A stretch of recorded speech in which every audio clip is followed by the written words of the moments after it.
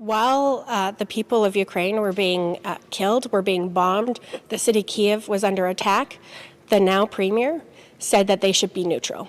So she certainly weighed in on this in a very political way, telling people who were fighting for their lives, fleeing for their lives, that they should be neutral when they were simply trying to live and were being subject to the terror of Vladimir Putin. He's to blame for this. So to tell the people of Ukraine that it is their fault, that they need to behave in a different way if they don't want to be killed and taken over is completely unacceptable. And I understand why the Premier doesn't want people to remember that, why she's hoping that they will forget the fact that she said that just a few short months ago in the middle of these attacks.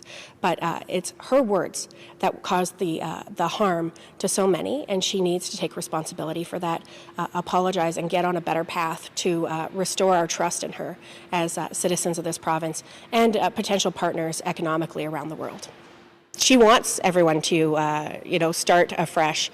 But of course, it's important that we acknowledge the mistakes that she's made, the harm that she's caused. And this wasn't, decades ago. We're talking about something she said a few months ago in the middle of the conflict.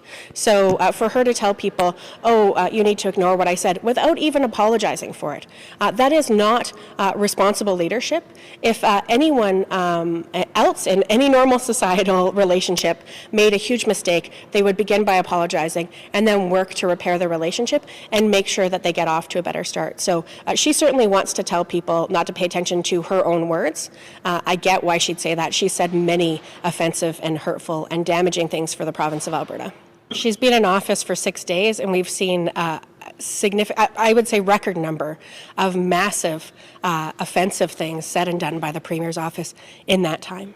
The very first news conference she held, she decided to, question science. She decided to try to say that a group that made a choice was the most personally discriminated against group in society for the choice that they made, when that clearly isn't backed up by facts.